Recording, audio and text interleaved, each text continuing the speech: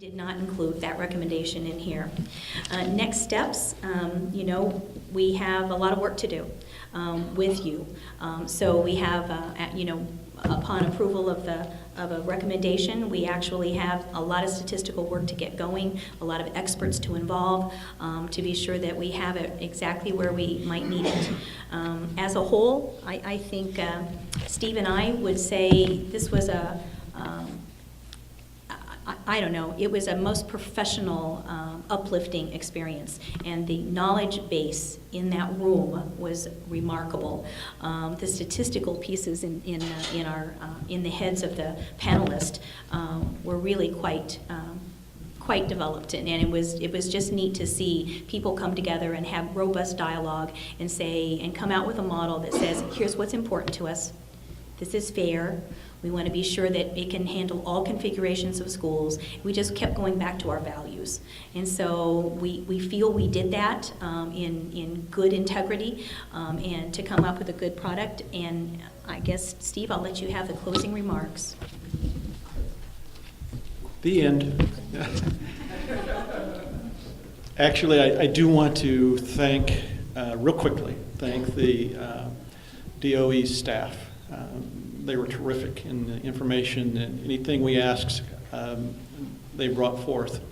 LSA was very helpful to us as well. And again, I just can't say enough about this staff. I'm so proud of the panel and what they've been able to accomplish in 7 short weeks. And I know, looking at this State Board of Ed, you get hundreds of pages each month, and you're to review those and be ready for this meeting. I would in no way expect you to be ready to give us a carte blanche, okie dokie, or anything else in between. And I know you have time between now and next week. I think the 13th, is that right, Glenda, we come back? Yes, 13th. Okay.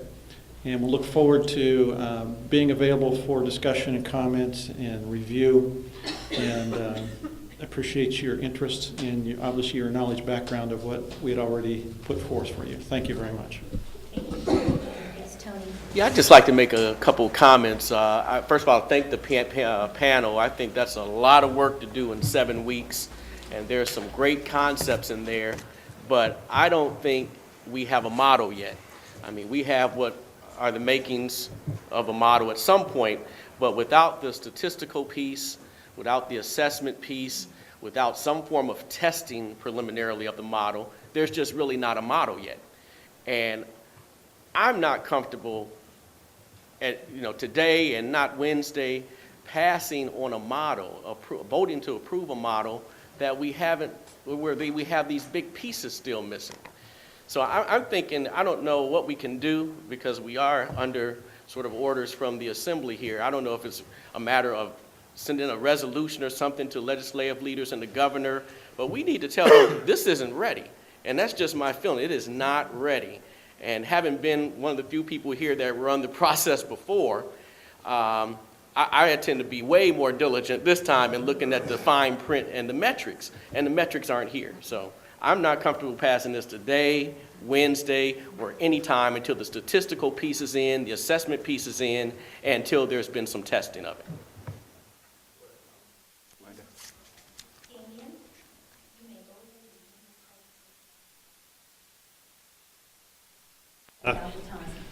So, Madam Superintendent, including the rest of the board, I want to thank you for inviting me to come and present to you. Not sure if my presentation's teed up, so as they tee it up, I'll give you some background. I'm Dr. Damien Biedebenner. I'm with the National Center for the Improvement of Educational Assessment.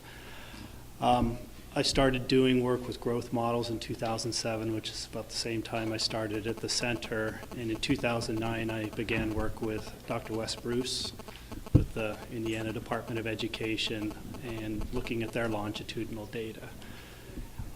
Since then, I've worked with the Indiana Department of Ed off and on, and last year they brought me back in to a little bit more extent to help out with some of the A through F calculations because of turnover in staff here and remembering how to actually run the analyses. What I want to talk about today has to do with growth on large-scale assessments. There's some question about which assessments are we using to actually look at growth. And what I work with states on is the analysis of growth on their large-scale assessment systems. Currently, I work with about 25 states in looking at their longitudinal assessment systems and helping them make sense of this data. First state was Colorado, then I think Indiana was the second state, and since then, as states have actually built out their longitudinal data systems, there's been a lot more interest in trying to make sense of that data longitudinally and really look at student achievement over time. So one point of protocol, I do want to try to get through this fairly quickly, but I don't want this to just be me talking, and it's obvious that you have a lot of questions about this, and some of you I know are quite knowledgeable about this. So as we go through this, let's try to deal with questions as they come up, and we'll try to do it expeditiously so that things turn out well. So there it is. I think I just made it through the first 5 slides. Let's see. So there's a little timeline of the growth model itself, sometimes called the Colorado Growth Model, also called the SGP model. But it's a norm and criterion referenced model, and I'm going to talk a little bit more about what is norm referenced and criterion referenced about it and how that fits in with the student targets that have been discussed with regard to Indiana's proposal. So the norm reference component of this is called a percentile, and it's not unlike the percentile that you get when you take your child to a pediatrician and they tell you what the height and the weight percentile is associated with your child. It was purposeful to pick percentiles because I found in many cases the terminology that's used to discuss results in education often baffles parents. So trying to leverage something that they're familiar with helps begin a conversation that will hopefully be productive.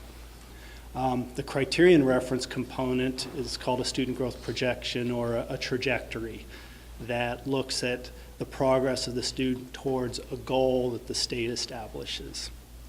And ultimately, it's those two pieces together that form the growth model. And what I would argue is that just in all walks of life, we need norms and criteria to help us make sense of things. So one usually leaves us lacking for the other. And I'll give you examples throughout this presentation to try to illustrate that. Also, in a longer term sense, one of the goals here is to really try to help education departments quit changing thermometers every 3 or 5 years.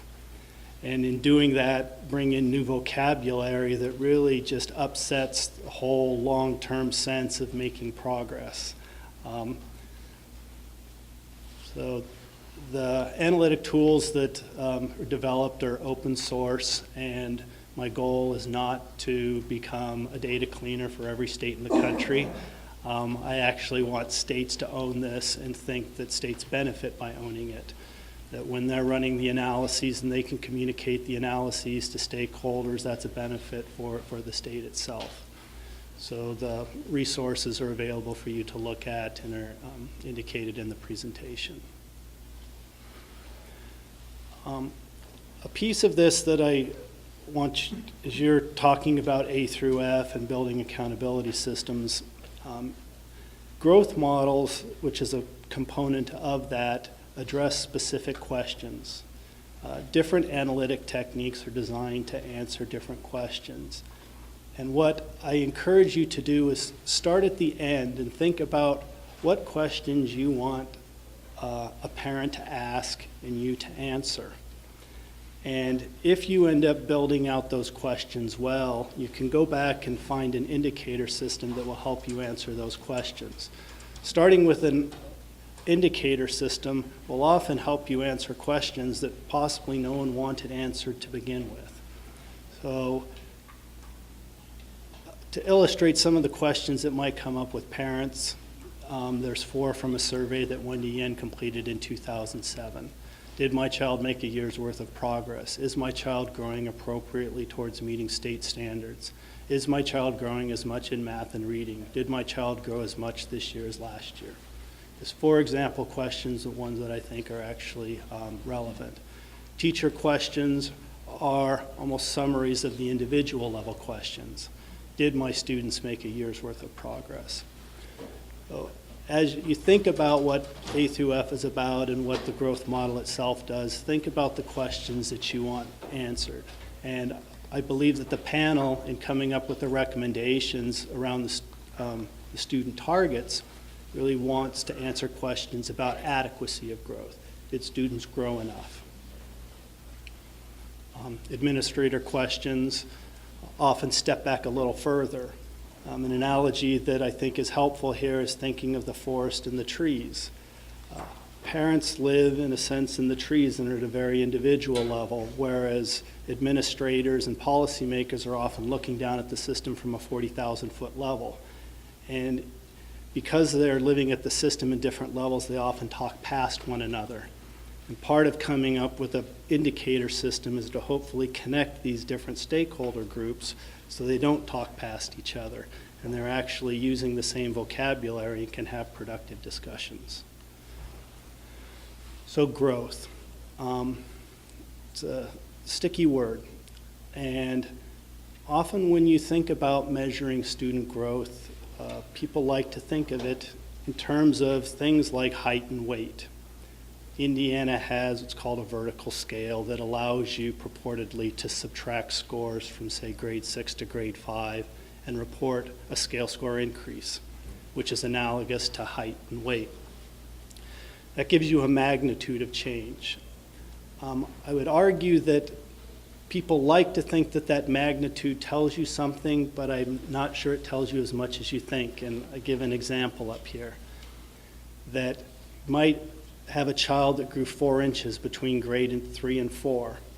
And everybody in here could basically tell me about how much 4 inches is. But are you going to go pay a pediatrician to tell you that your child grew 4 inches when you knew that by measuring in the door frame? Or are you actually asking them to tell you whether that 4 inches is something you should be happy about or concerned about? Another way of thinking of this is, if I told you I had a relative that grew 4 inches, what if I told you my relative was 70 years old? What if I told you my relative's 3 years old? Why is there a different response? It's because in the back of our heads we have some sense of what's normal for human maturation. Scale scores, unless we use them year after year, we lose sight of whether 20 points is good, 10 points is good. So the percentiles were meant to try to take a state's worth of data and give us a sense of what we should be happy about and what we should be concerned about.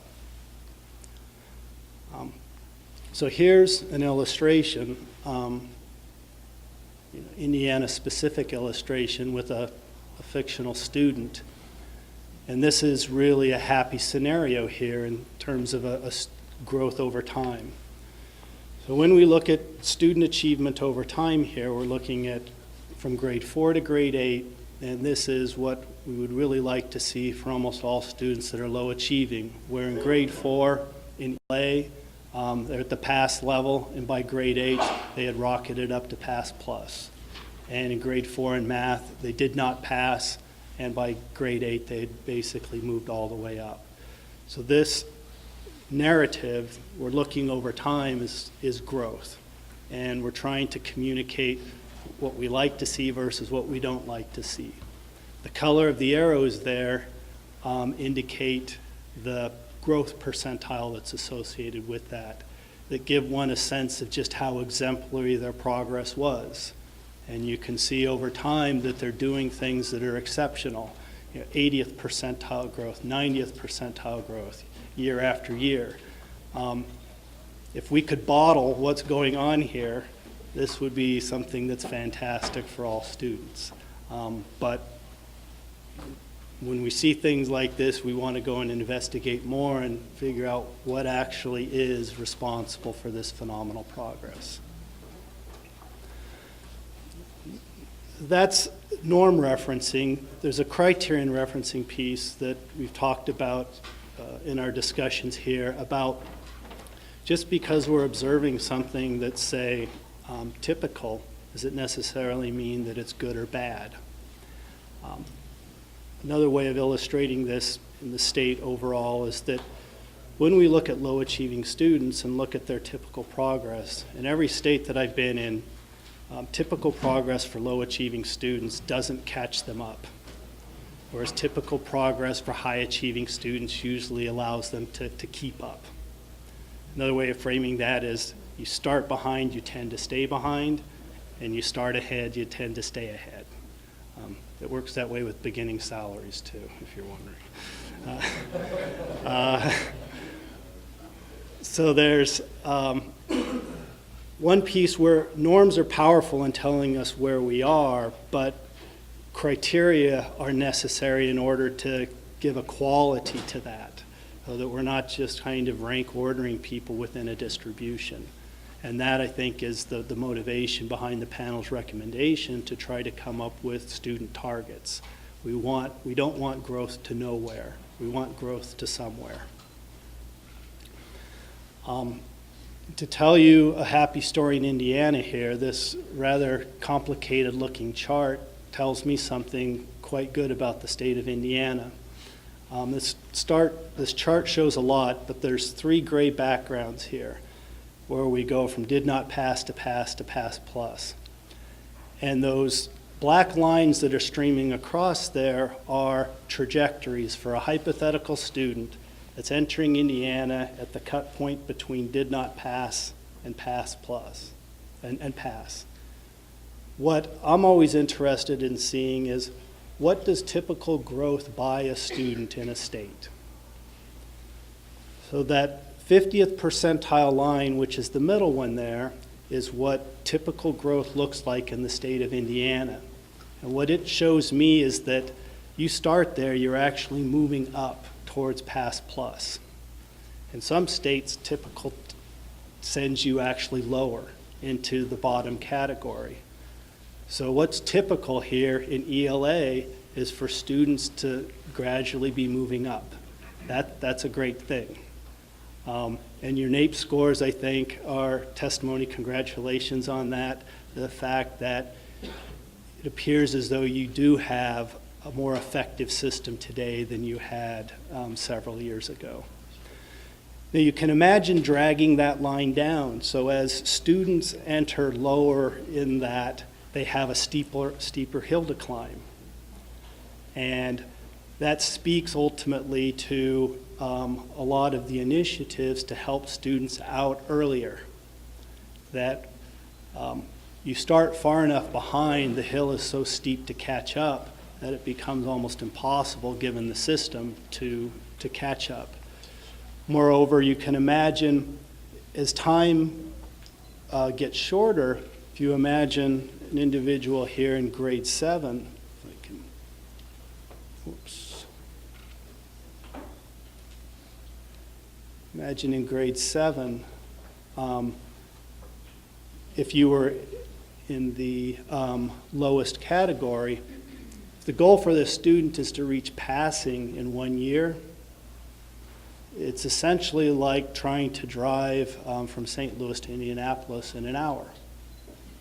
I mean, it's like we've got too short of a time frame and we have to go too fast, which speaks to something of where we better think of new modes of transportation if that's what we're going to require. But this doesn't point fingers as to who's to blame. It just kind of lays out the scenario of how the system is operating. It ultimately tries to engage everybody in a conversation about what should we be happy about and what do we need to be concerned about. Here's a situation of where we're starting a hypothetical student in grade 3 at the pass plus cut. And you can see what's typical is they go further up into pass plus. That's a great thing. It's something I think that Indiana should be happy about as far as how their system is calibrated. So one piece of this that gets sticky is all I did is laid out a description. Accountability I see as a sort of finger pointing, as when we see something we don't like, who or what are we going to hold accountable for that? And there's different ways to do that, and a lot of the A through F is an attempt to try to amass evidence in order to come up with some reasonable judgment about when we think a school is responsible or not responsible. And some states take summaries of student growth percentiles, whether they're baseline referenced, which are non-peer or peer referenced, and bring those together. Value-added models purport to go an extra step and to try to tease out an actual teacher effect or a school effect. So the criterion reference piece of this is something that I'm going to end on here, since that's a focal point of the panel's recommendations. And criterion reference growth has been around for a while, and really found a lot of examples back with what was called a growth model pilot program that Secretary of Education Spellings put together. I think it was 2007. Goal was we didn't want to give up on proficiency. Growth to nowhere was unacceptable. But we want to reward progress towards a desirable destination like proficiency. So a number of states applied to incorporate this into their systems of where they wanted to look at growth towards proficiency. And Indiana's growth to standard approach, from what I read, was growth to proficiency, but I was corrected earlier today is more nuanced than that. And it's the student targets really allow there to be not simply a proficiency endpoint, but multiple endpoints. It's similar to this, but it allows for a greater degree of nuance. One of the issues with growth to proficiency models, and Indiana needs to look at this as they calibrate theirs and look at the outcomes, gets back to my point of starting behind, starting ahead, staying ahead. The states that approach things this way found that schools serving low-achieving kids weren't getting a lot of kids meeting their growth targets. Schools serving higher achieving kids were getting higher percentages of kids reaching their growth targets. So growth really told them the same story they already knew with status or with achievement. And the schools serving low achieving kids were just saying, here we go again. So one of the things that's critical in this as you calibrate your model and start looking at progress is to go and investigate thoroughly whether or not these numbers are telling you something you think is valid or is actually an artifact of the model that is indicating that the hills that kids are climbing when they're behind are so steep. Ultimately, to blame the school solely for that is not fair. So that's one of my recommendations. Targeted growth, reflects that unfortunate reality. And I think critically what you're trying to balance in this, and I believe what student growth percentiles or the Colorado growth model helps you balance, is you really want to try to combine, we want to be able to set ambitious yet reasonable goals for every child.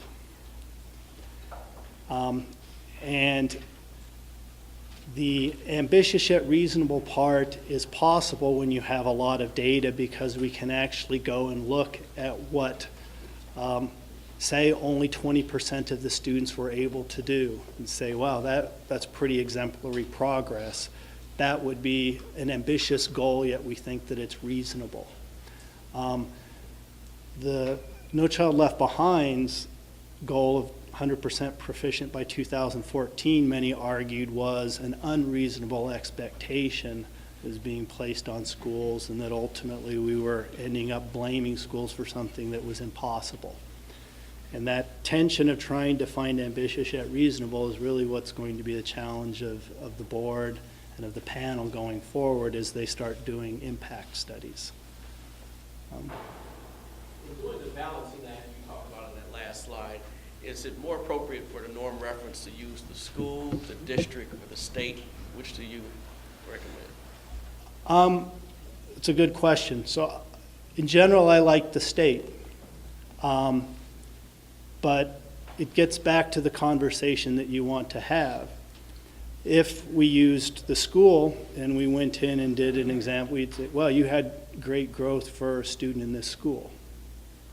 Or if you did it for the district, oh, you had great growth for students in this district. And a rejoinder to that might be, well, yeah, but that school is this school. And to be able to have a whole base of a whole state gives one a sense of like, you had great growth across all students in the state, and it gives a certain gravity to that statement. But there's no right or wrong answer to that. Can I ask just for a pause for a moment? I'm kind of very mindful of the time, and you think you have to leave, and there's I have arranged Okay. for the meeting to go an extra hour. So I had my staff make some very serious phone calls. So I'm here and available till 4. Thank you. I wasn't Thank you. sure, and we were getting concerned that we weren't going to get to some things that you had Yes, talked but I know he has a flight at 4. about. No, I have a flight at 5:15. Oh, okay. Oh, okay. Yeah, But you got to get the, yes. but I have my boarding pass. You're welcome. So, I'm sorry, that was what I It was was a worried about question the to me. time, so thank you. So in this student report here, what it tries to lay out, really there's two sides to thinking of growth, and I would just recommend to you to see that. One is what I call a retrospective look, and one is a prospective look. Retrospective is looking backwards and seeing what's happened. Prospective is looking forward and saying what we would like to happen. One of the criticisms often of growth models when used for accountability, by teachers especially, is that they're like an autopsy, that we're looking backwards at data that's already happened. I'm somewhat sympathetic to that, but I also believe that we can learn from history. And if in fact there was problems, we should go in and look at those, and if there's successes, we should look at those. So this picture here tries to show both of them. The fan pattern tries to show what a future of high growth would lead to versus a future of low growth. And there's some targets even superimposed there that talk about if you're proficient or passing and you want to keep up, then what do I need to do in order to keep up? And if I'm passing and I want to move up to the next level, what do I need to do to move up? So it tries to anticipate goals that stakeholders might set and ideally put in place the quantities that would allow a parent to say, isn't it a reasonable expectation the next year for my child to move to Pass Plus? And for the teacher to say, to be able to think and know, what a strategy might be to be informed about if your student is done and did not pass and you want to move to Pass Plus, it might be better to think of a longer term project towards that and to set a 1-year goal of reaching the moon. So the recommendations that I have, I think, are very consistent with what the panel came up with, that when the quantities for student targets are examined, that it's critical to go and look at how these relate. And in particular, I think you want to look at how they relate to the achievement level of the students. So for example, schools in the state, there are going to be schools in the state that serve a lot of low-achieving kids, and there are schools that serve high-achieving kids. What does the growth look like and the growth targets relative to that? And if there's no relationship, let's just hypothetically say there's no relationship between individual level growth and the level of students that a school teaches, you need to be comfortable with that. Because roughly what it's saying is that kids grow just as fast at the low achieving schools as at the high achieving schools. Similarly, looking at whether or not elementary, middle, and high schools are showing different levels of growth, and because you've actually weighed growth differently in your system, where high schools are going to be likely have less weight on growth than elementary schools, That's something to pay attention to. Different growth by different demographic subgroups is going to be something. Stress testing this is critical, because one or two anomalies can blow you out of the water when they become headlines in the newspaper. So it's critical to go in and make sure that all of this is something that you're willing to get up and explain. And critically in this, really thinking from a policy perspective down to the indicators as to whether this is all coherent. That's critical because we can easily get lost in the minutia and just hope that it somehow fits a larger policy agenda, and in the end, it might not. And so I would encourage you to step back from this at times and think, what questions is this answering? And are these questions consistent with the policy agenda that we're trying to implement? So I rushed through that. But I did do it in 30 minutes. Thank you very much. You did. Yes, David? Thanks so much. It's wonderful to hear this analysis. It makes absolute sense to me. As you sat through various discussions today and recommendations by others, what do you see as some of the challenges that we're facing as a board? Are there any particular specific practical issues that we were discussing today that you thought they really need to think about that issue in a different kind of way? And if so, what are they, and how can you enlighten us with new ways of thinking? Having worked with Indiana for a while, I think perhaps the biggest challenge you confront is, in a sense, to get people to trust you again after perhaps a year where people are kind of wondering whether or not this is all capricious. And in that sense, the role of communicating what's actually going on is critical here. The A through F piece of this, my analogy to accountability is that it's like sausage making. So we're throwing a bunch of ingredients into a sausage maker. The overall rating itself, in my view, is unlikely to help principals and district people know just what to change. It's the ingredients in that sausage that they need to look at to see what their strengths and their weaknesses are. You have to make sausage. That's your role. But try to use the most wholesome ingredients possible and share those ingredients with the stakeholders so they see. You may have come up with a summary rating, but it was based upon what we think was really good items. And if they go and they look at these, it's not unlike grading an essay for a student.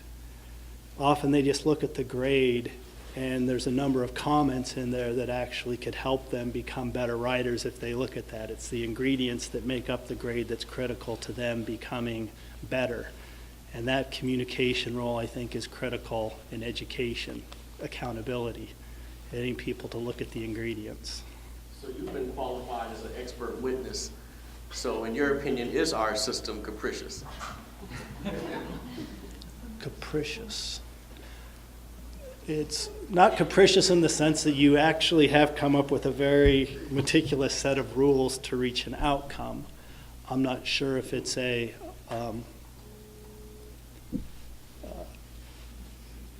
least one of the, I don't want to step into anything here. One of the issues that I think the panel rightfully is addressing that came up last year is the weighting of growth and the belief that the P2F system didn't do enough with growth. And that seems to have been heard and is reflected in their notes. And though the details of that haven't fully been fleshed out as to what's going to happen, that larger policy goal, I think, is a move forward. And in terms of trying to communicate and get buy-in from stakeholders, it's critical to lay out these larger goals. In terms of challenges, One thing that I would point out, there's an issue that came up earlier with transparency, simple. Often people want simple and transparent to mean that somebody can calculate it themselves. I would push back against that and say that I'm a first-time father with a 6-month-old. And when we go to the doctor, he tells us what the height and weight percentile of our child is. My wife couldn't calculate what the percentile is, but she gets what that means. We know what the numerical constant pi means, but I doubt any of us can actually calculate it. So there's being able to build a communication strategy which make these numbers useful versus giving them an Excel spreadsheet that teaches them how to calculate it. I don't think you're going to get the conversations you want by teaching people how to calculate it. Be transparent about it, but there's a larger set of questions. And for example, with percentiles of height and weight, when the doctor tells you that your child's weight is like at the first percentile, they then say we categorize that as failure to thrive. And we're concerned about this, and we want to run more tests to go in and make sure that there's not anything, seriously wrong here. And I think that conversation moves away from, let me tell you how to calculate a percentile, to here's a number, here's the actions we take, and here's what we want to do to try to inform the situation and do the best we can for your child. And in light of the conversation I've heard today, Claire, I'm going to reach out to you because I think there's a way, I know that there's a way, that we can write our recommendation as a board so as we continue to not really finally approve it, I guess what I'm saying, until we have it all done, because the panel wrestled with that very same thing, that we want to have it right. And so I'm going to offer to work with you about what it is that we might see as a board to actually come forth with on the 13th. But we need to have more conversation. And Damien, I so appreciate your remarks today. And it echoes a great many things that we actually talked about. And I look forward to working with you as we go forward. So if that's okay, we'll end this portion of our... Can I ask one more question? Oh, sure. You probably heard us earlier wrestling with the idea of adding metrics other than standardized testing. That's a problem I've had all along, even with our current system. At the elementary level, we're only looking at standardized testing. Is there any suggestions as to how we could get some of those more difficult to quantify data points into an accountability system?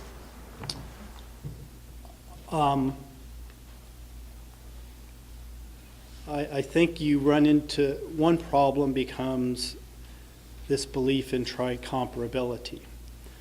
So to the extent that you want, say,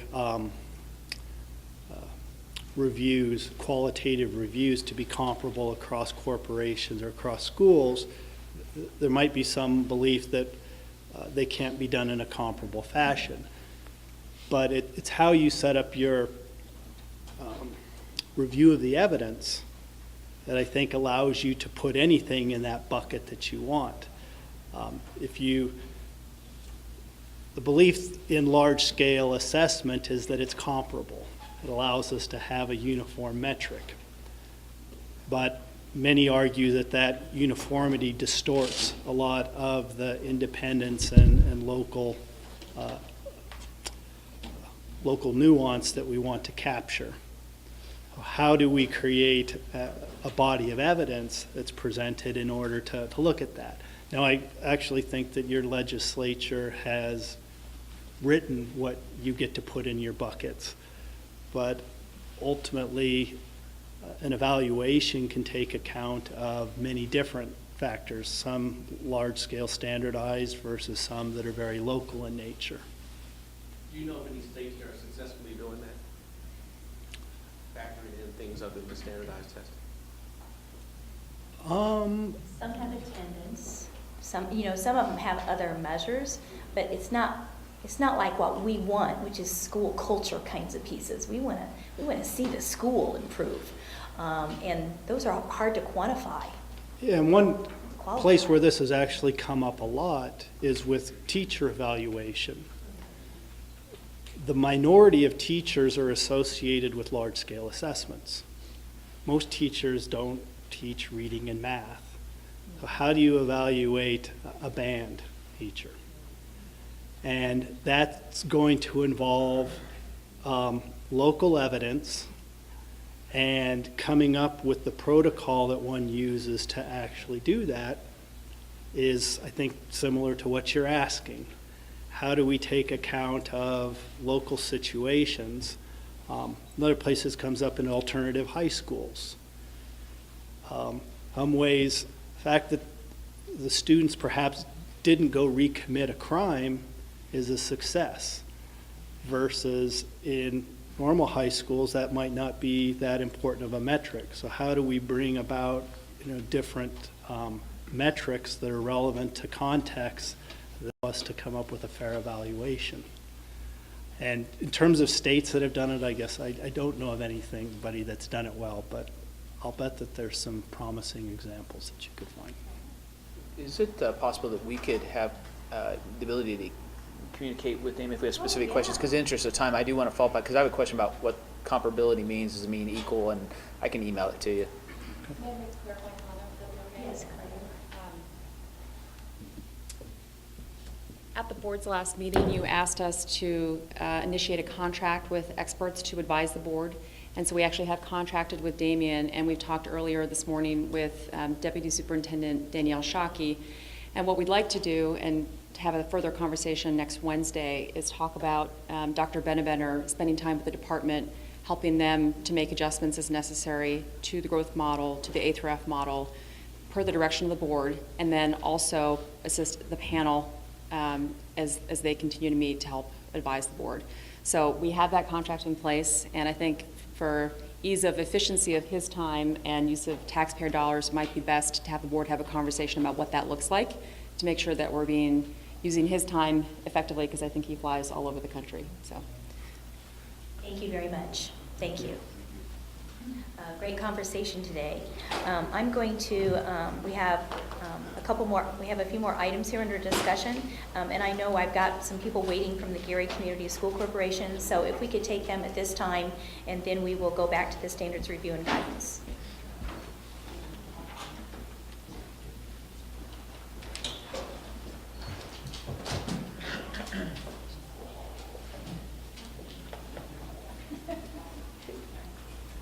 Who do we have presenting? Claire, is someone presenting for Edison? Yes. Oh, there she is.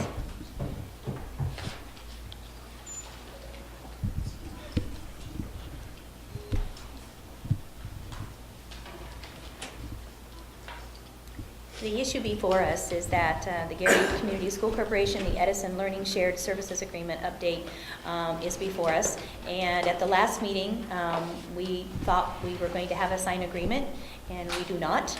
And so when we learned that, we put it on the agenda for today to get an update on the progress regarding that. Good afternoon, everyone.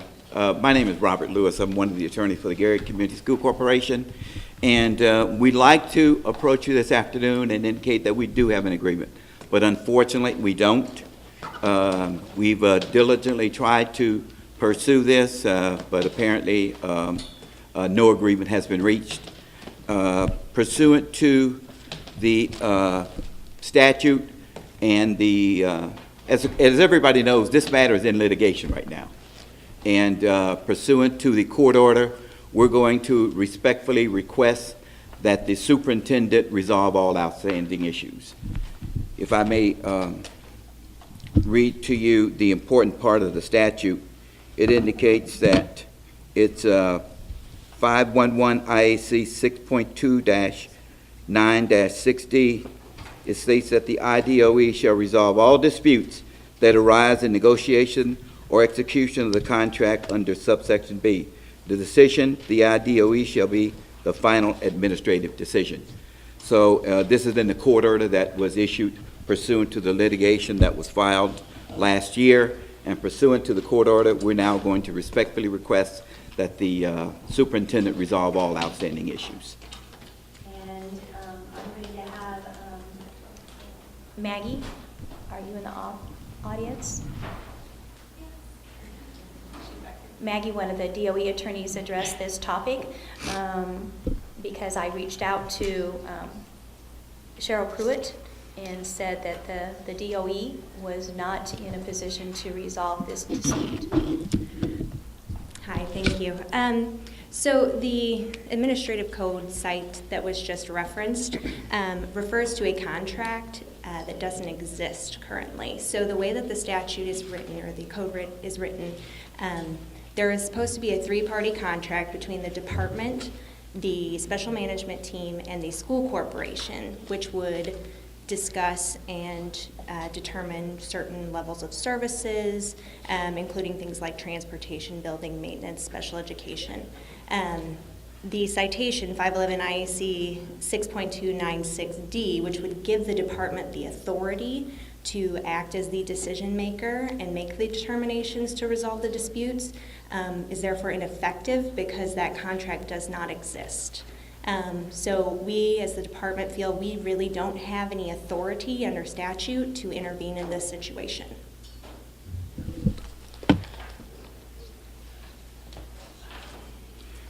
And Maggie, you might go ahead and talk about that. We have provided and funded mediation for this to actually take place. Yes, certainly. So the mediation that has occurred that resulted in an operations and maintenance agreement between the two parties, that was completely funded and provided for by the department. So we have, as a department, tried to extend our services and our help in the situation. And at this point, we feel that we no longer have any statutory responsibility in this situation. The other thing I would cite is that in that same administrative code section about the contracts, they do have a section that says that all other matters that weren't resolved in this three-party contract that doesn't exist could be resolved by the parties, meaning the special management team and the school corporation. So that does provide for the option for the school corporation and the special management team to enter into a contract together.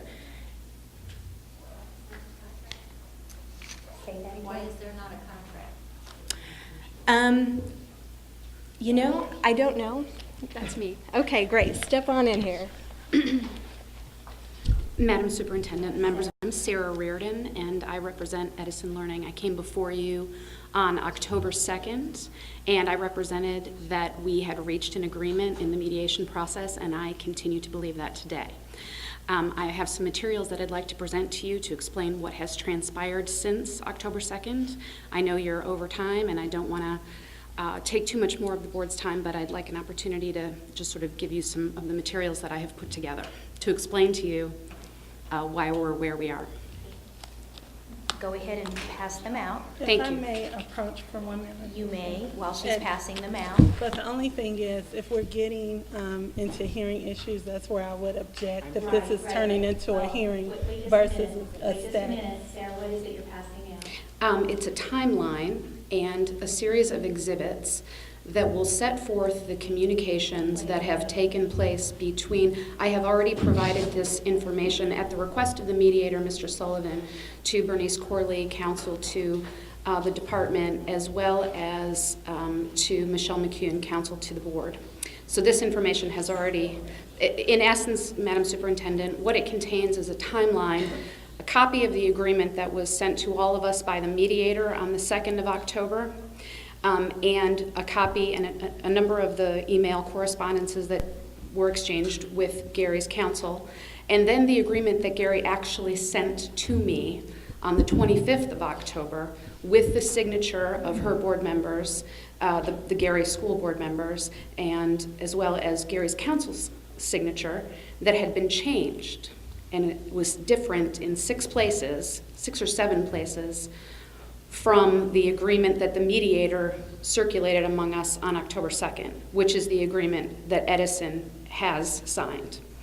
So what I wanted to explain to all of you today is that the agreement that the mediator put together and drafted and sent to me and to Counsel for Gary on October 2nd is not the agreement that Gary's board signed that was sent to me on October 25th. And so the materials that I'm providing to you are to establish a number of things, namely that there is an agreement that was reached on October 2nd, but that it's not been signed by Gary. The representation that there is no agreement today is not accurate. And thirdly, and I think most importantly, that if there is back and forth about who made changes to the agreement was authored by the mediator, and no changes have been made to the agreement by my client since the day I represented to you on October 2nd that we were prepared to sign. Well, I can tell you probably what's not going to happen today is that we're not going to be able to make any decision regarding any of this dispute. So as a board, we now know that there is a dispute about whether agreement was reached in the first place, and that there's still the ongoing dispute of a lawsuit in which we have transportation, repairs, and work of the building and payment of utilities that's at stake. And so we're at a crossroads, and this board actually made a commitment that if you could not reach agreement, we were going to be intervening in some way.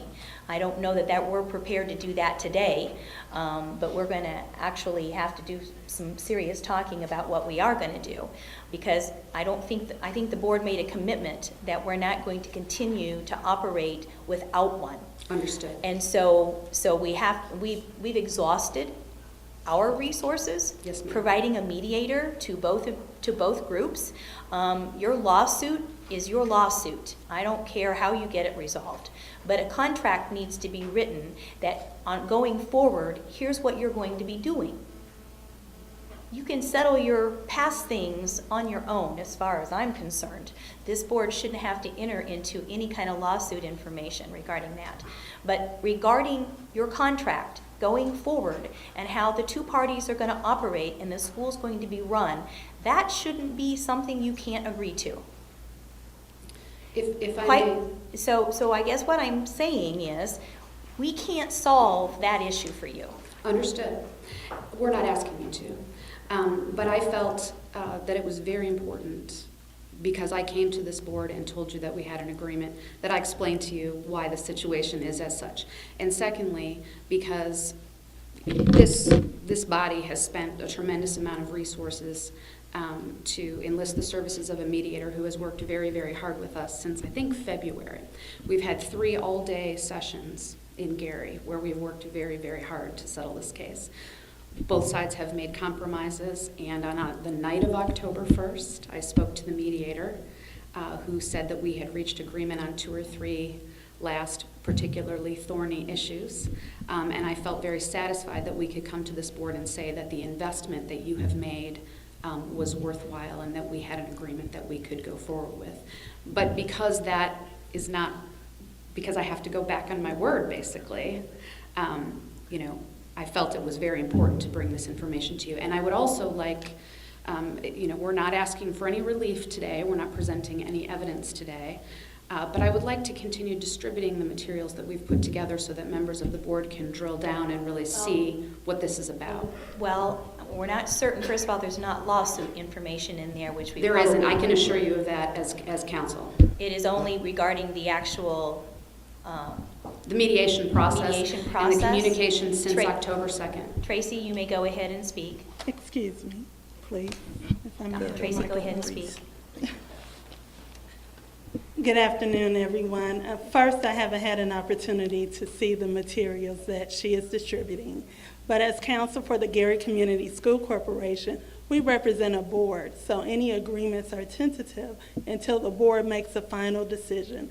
And so we will continue to work diligently with Edison Learning to really try to reach an agreement, but there are outstanding issues with utilities, transportation, extracurricular activities, and it's also a historic building that is a source of great pride in the community, along with the children who the Gary Community School Corporation is working diligently to serve. And so to submit to the board, it is in an adversarial process, but we understand that Edison has chosen to bring this issue here today. But it would be our preference that we continue to work diligently together in Gary, Indiana, until we can just resolve these issues. Because actually we have come a long way since the litigation began. And when you deal with an adversarial system, sometimes it does take time.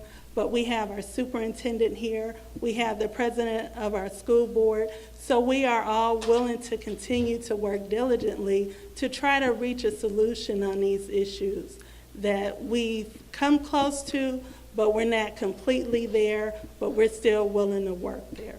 So Tracy, do you understand that it can't be contingent on the lawsuit piece?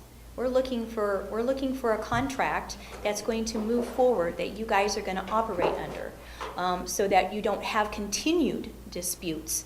They're going to end up in the courts, because that's not a good situation for us to move forward to making sure kids are getting what they need. So I don't know how this is going to go forward. It hasn't happened yet. And, you know, I share with the members of the board the frustration with this not being completed. And we respect that. And I also respect that you haven't seen the materials that we're going to be given. And we'd object to your seeing materials that we haven't even seen. And I see your, provided to them, and all of Wait. them is correspondence that I exchanged But- with Ms. but- but we don't know that. That's what I'm saying. We don't know that. She's making that assertion, but how do we know it? How about you guys take care of that, and when it's to the point where we have things to review, we can review. I don't know. That will be fine. Let me ask the board. Personally, I'm not interested in seeing a partially done thing. I understand. I want to see the final product. I want to know that it's done. Seeing progress along the way or lack of progress along the way is evident today, without seeing any materials, without seeing a piece of paper. To comb through some materials for the sake of having them, I don't know. Can I weigh in here? You may. I have no problem with the board receiving any information so long as it's provided to you, and then you have the opportunity to respond. You all have our email addresses. You can respond tomorrow if you'd like to, and I think that's fair. Secondly, I'm wondering, I'm going back and looking at the minutes, and I'm going to read the minutes. And if we need to revise the minutes, you said we might need to revise them. We do. Superintendent stated that she was of the understanding that the groups had reached a tentative agreement. Both councils agreed. Gary indicated that they would like to have an agreement signed by the end of the month, but would ideally like to do so by the end of the week. So what I'm hearing today is that that's not the case. So are our minutes wrong, or? Well, what I would submit to you, that unlike Edison, which is a for-profit corporation, the Gary Community School Corporation has an elected board of 7 members, that they have an opportunity to review any documents and make a decision based on what they believe is the best interest of the children. So the agreement that was signed by the Gary Community School Corporation, which took into effect the transportation costs, that took into effect that this is a historic building that they would like to see restored to its original condition that it was at before Edison made changes. So they had a right to give their suggestions as board members regarding the document that they could vote for in good conscience. And so that is the document that is submitted to Edison. And even though it went through a mediation process, once again in an adversarial process, a mediator attempts to reach a resolution between the parties, but in the end, it's the board as the legal entity that has the authority to execute the document which they feel is the best one. Who signed the agreement? There is an agreement signed by the Gary Community School Corporation, which was an attempt. Who signed it? It's signed for Gary. The legal entities that have to sign the agreement will be the president of the board along with the board secretary. And so they have They an. signed it? Yes, which was And submitted then you changed it? Okay, first of all, with the mediation, this is the agreement that the school corporation is willing to accept. And this is where we did not want to discuss this. I tell you what, this is, I mean, it's clear it didn't happen. Gordon, perhaps maybe we can get the materials given to us at any time. Perhaps Gary can look at the materials and then we get them. Have an opportunity to look at them and then you can get them to us, Sarah. But to be honest, you know, the board's going to put this on the 13th agenda, because it's been on almost every agenda actually, to get an update or to find out what's going on. And so I guess I'll just reiterate again, the disappointment that it's not completed.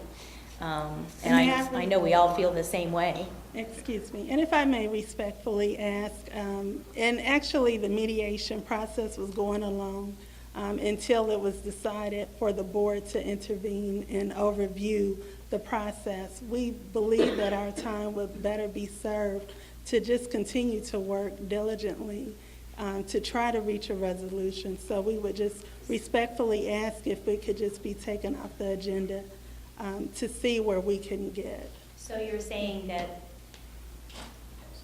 the board is not willing to agree? Is that what you're saying? We have an agreement that the school corporation has voted for on good conscience. The issues that are divisive at this point, there are utilities for Roosevelt, which Okay, total. so wait a minute. Okay. So Sarah, I'm going to ask a very pointed question. Was there a signed agreement going forward, not based on From when? what's been happening? For clarification, from when? From October, the date that you said you were going to be getting signed? The October 2nd agreement was provided to both parties by the mediator in the morning that day. And it was still in draft form with all of the redlining and so forth, and there were no signature lines on it. So I cleaned it up and I handed it to Ms. Coleman that day at this meeting. About a week later, she asked me for another copy, another clean copy, so I sent it to her. That was on October 8th. She called me on October 9th and said that she'd not had an opportunity to take it to her board because she had a family health emergency, which of course we understand. That very same day, my client, Mr. McIntyre, the representative of Edison, received a call from the media in Gary saying that the board had met and had signed an agreement. So I picked up the phone and I called Tracy and I said, well, it sounds like your board has signed an agreement. And she said she didn't know about that and she needed more time. So then I heard from her again about the 13th or so of November or October, where she said the agreement that the board approved, this may have been the 11th or the 13th of October, the agreement that the board approved, I'm getting it together and I'll send it to you. And then I didn't receive anything from her. And then on the 25th is when I got a signed agreement that was changed, that was signed by the board, that was changed. Now, Ms. Coleman made the representation that because it's a public entity that she was negotiating on behalf of, that the board would ultimately have to meet and approve it in a public meeting. And that can be true in some circumstances, but not every board requires that. Sometimes boards can take action to give their council authority to negotiate something and finalize a settlement, right? But we don't know. We've asked for public records of the October Gary School Corporation meetings, and we've received nothing. So I don't know what went before their board on what date, but I do know that the agreement I received on the 25th was signed on October 21st. I also know, and let me just finish this, this is what's key. Between the 2nd of October and the 25th of October, I did not hear one word from Gary's counsel or from the mediator, who was typically acting as an intermediary for us, to say that there were problems, that there were some areas that maybe the board had backed away from. We heard nothing. And the third important thing is that the agreement that she signed, that she sent to me, did not highlight, redline, or otherwise indicate the changes. And if I hadn't gone line by line with the October 25th agreement that she sent me with the October 2nd agreement, it might have slipped right by me. Now, as a lawyer, I know that I need to fly spec every document. That's what we do. But I didn't have a word from her, and she and I spoke on the phone that day, and she didn't mention to me the agreement's different, and she hadn't called me or given me any other notice of that for the 3 weeks in between. I'm going to suggest that we table this item and revisit it on November 13th, and that that I'll have the department actually investigate this a little bit more and bring some information back to the board. Thank you very much. We have to move on to the next agenda item. Thank you. Standards review and guidance. Is this your phone? Sarah, I'm sitting and I would say, oh, if you wait with just one moment. Michelle.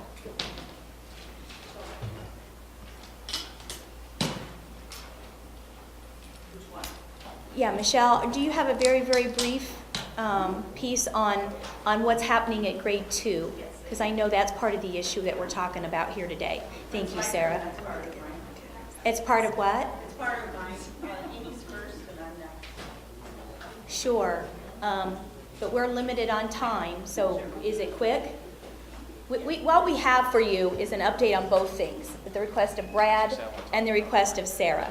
And so we have an update on both. And so I'm not sure, what's your pleasure, girls, because we want to be sure that we're getting this in. We can probably follow our plan because we actually have a brief presentation Okay. in total. And then answer questions, and then Sarah can do her work. Okay, so I'll go very quickly. I'm going to give you a quick overview of the Common Core standards review process. We do have updated documents that Melissa's going to pass out. These are the most recent versions of the actual list of participants so that you have them. And I would encourage you to discard anything you've had previous because we did find some errors. So these are the most up-to-date lists. So we've divided up the process into 4 different review processes, our subgroups, our groups. The first is for the technical review, and that will be done in both subjects, math and ELA. We have the advisory committee, the college and career readiness panel, and then public comment. The purpose for the technical review committees is to actually look at the technical aspects, the architecture, upward scaffolding, vertical, horizontal, all of the technical aspects of the standards, and these are the Common Core standards, as well as the identified Indiana academic indicators. The composition of the technical review committees was based on recommendations for math and ELA K-12 teachers as well as administrative staff, recommended by members of the state board as well as members that we had worked with previously within the IDOE. And they also reflect a statewide representative sample of student demographics. And that's the same process we use for our assessment item reviews as well as all of our standards reviews. There is going to be, you will see this and it will be talked to about later, there's an intentional differentiated approach between the standards, math, and ELA, and that's intentional based on the differences in the standards. The advisory committee, the purpose of this is to look at the overall process to make sure we're on target with what our goals are, to also provide input to the technical reviewers, and to help us develop a survey instrument that will be really effective when we go to public comment. The composition of the advisory committee, parents, community members, education consultants, you'll see on the list all of those different groups. And again, we have recommendations from the state board members, from you all, from CHE, and also from IDOE specialists. We have a college and career ready panel. This is a little bit new. We really need those folks to help us as the technical reviewers go through their process and the advisory committee goes through their process. We want to make sure that whatever changes are made result in college and career ready standards. So they're going to be reviewing the technical advisory and advisory committee work. And these folks are specifically post-secondary and higher education educators. Finally, we will have a public comment and input period. The survey will be open for 30 days, and then there are 3 hearings that are required by HEA 1427. We've been hearing that people would prefer that this happen in January of 14 rather than February. So the timeline you will see is a little bit off because of that more recent input. This gives you just a very quick graphic representation of the different groups and when they're going to be invoked for Just work. very quickly, you did receive copies of that. Right. This should not look new. And then we also have a very brief timeline showing where all of the different groups are active, as well as where state board involvement is and Indiana Education Roundtable. And the public comment is also shown there. So that is my part, and then I think Michelle was going to talk to you a little bit about standards versus indicators, and also get into the guidance for second grade. And this is pertinent to both your. Can we ask some questions about? Oh, sure. I have concerns, because I have a lot of concerns. And I have questions too. Okay. We'll find it out. I've been trying to get information on this process for a while, and I Okay. appreciate Superintendent Ritz calling me this week, but this timeline is getting compressed, and there are real concerns about the way we're approaching this work. As the board, I don't feel like the board has had input into the process. I think the process has been basically told to us how it's going to happen, and my concern is this. When you say that you have a group of practitioners looking at the standards, from the standpoint of teacher preparation, I can understand their ability to take a standard and articulate a lesson plan. But when we're talking about technically breaking that standard down and looking at clarity, looking for bias, looking for articulation between grade levels, I don't think that they should not completely be involved, but that's where you want to leverage your higher education subject matter experts. We're not doing that based on what you just presented. And what I'm hearing through the grapevine, and you please correct me if I'm wrong, is that they're not even meeting in person. They're basically going through a system of basically putting a check mark or something indicating they're okay with that indicator. I've never heard of that being a research-based practice that I've ever come across in 20-plus years. Okay, so a couple of things. There will be overlap between the groups. So the technical reviewers and the advisory, which includes higher ed folks, as well as the college and career ready, they're all going to be informing each other's work. There was never an intent for one group's work to start and the other ones to stop, and then have the others. They're going to constantly be providing input back and forth to one another. As to your point on whether or not, why we're doing this mostly virtually, we do intend to have actual live meetings when it's indicated as a necessary next step. So right now, the most cost-effective as well as the most respectful way to approach this for their time is to do this virtually. But the superintendent has indicated that she's more than willing to have some live meetings as well. Third, I will also add to that is that our most recent reviews of social studies standards and world languages, and WIDA standards, we did successfully use the virtual approach, which included Google Docs, and we had rave reviews, both from the people who were facilitating the reviews as well as those who were reviewing, who were saying this is a really great way of providing input on standards. Excuse me, those things speak to logistically how you're trying to manage workflow, and I appreciate that. But the questions I'm being asked about that I can't answer because nobody's giving me information is what is the methodology or the process by which they're conducting an evaluation that is research-based, sound, gets at the issues of whether or not the standards are rich, whether or not they're truly our college and career readiness. I have not seen any of that so far be provided to us. So the folks that are here who are our subject matter experts can talk to you about the differentiated approach I referred to previously, about how we're looking at both of these sets, the two different subject matter sets of standards. And I think that the approach has been used previously. It's based on our best practices internally, as well as what we think is the best approach based on the differences of the two standards. So I would say that that part has been considered and can be described in greater detail. So let me ask you a question. Are you envisioning, because here's the conceptual piece, working with CHE, regarding actually looking at our standards for college and career readiness, which would include the processes that you're talking about, I believe. That should happen with that higher education panel, looking at all the standards. And if Michelle, could you just show a slide regarding what our guidance looks like, because that goes to Sarah's question. So we can be clear what it is that we're wanting the panel, and it goes to Andrea Neal's comment as well, where she's wanting to have a review of our old standards and our current standards. What we actually have happening in the classroom now is that we've already done the crosswalk. The crosswalk between the two standards has already been complete a long time ago.